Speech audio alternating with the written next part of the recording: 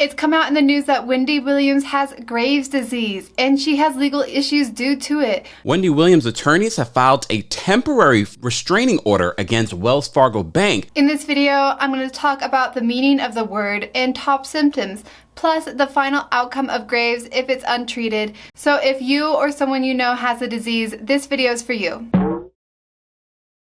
HappiMoto.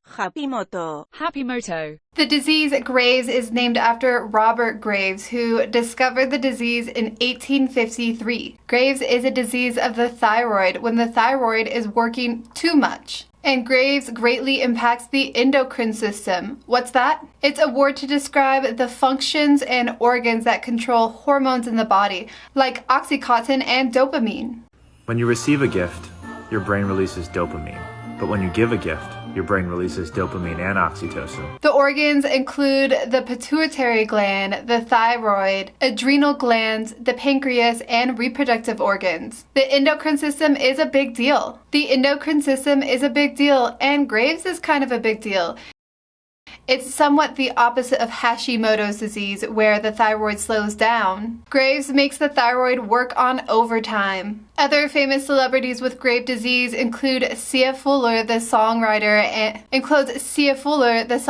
who wrote Diamonds for Rihanna, musician Missy Elliott. Missy Misdemeanor Elliott has been diagnosed with Graves' disease. And the 43rd President of the United States, George W. Bush. So let's talk some symptoms.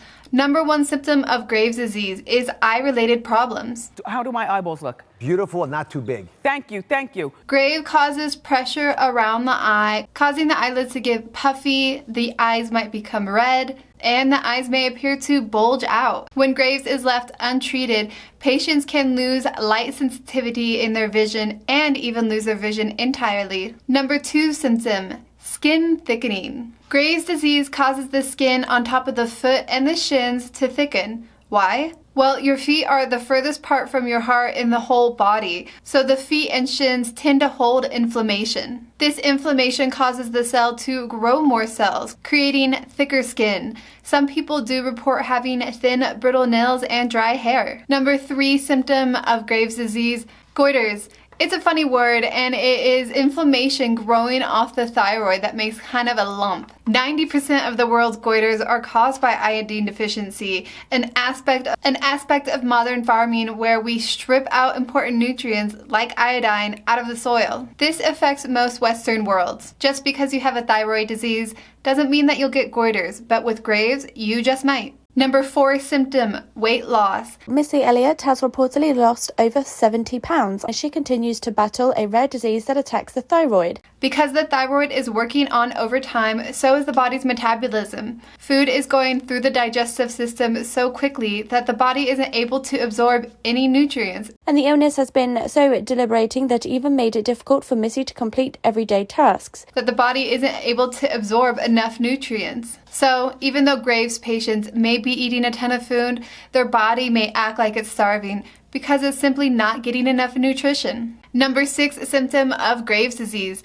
tremors. Patients with Graves' disease can develop hand tremors over time. While most Graves patients say they have minor triggers, it's important to notice the symptoms. A hand tremor may just look like a twitch, but with Graves, the cerebellum, which controls movements in the body, is not getting enough of the hormones that it needs to function properly, causing the hands or other body parts to tremor.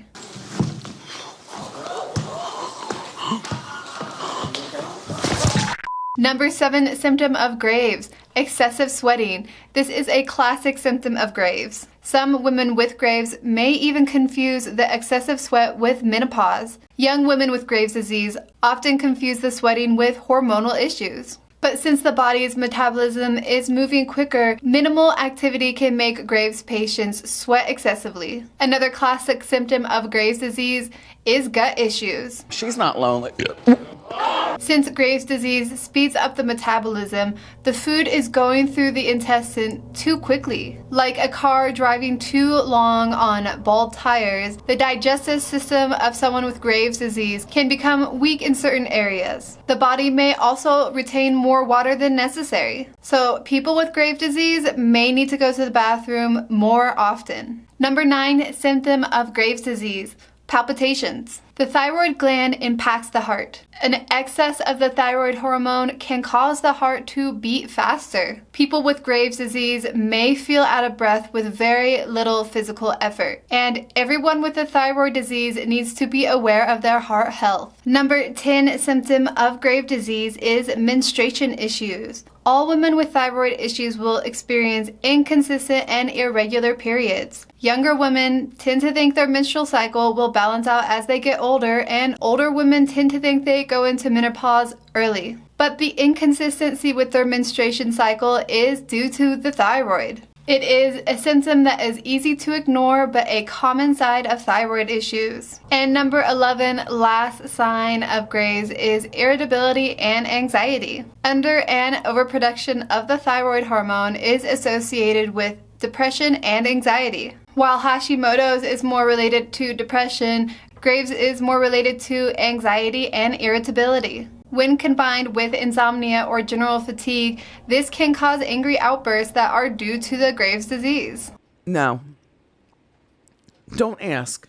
Those with severe cases of Graves' disease tend to be younger, and those severe cases take longer to heal. But a majority of people who are born with the disease do get treatment before they get older. They learn how to manage the disease through diet, exercise, supplementation, and medication as needed. When left untreated, Graves causes the thyroid to overproduce the thyroid hormone all the time. And that could sound great. Your metabolism is running high all the time, right? But this can cause uncontrollable sensitivities, movement, and urges. Acquired Graves often shows up in older patients, and when left untreated, Graves can develop into hyperthyroidism and even dementia. So Graves' disease is not a deadly disease, but the complication from Graves can lead to deadly consequences. And untreated Graves' disease is no fun.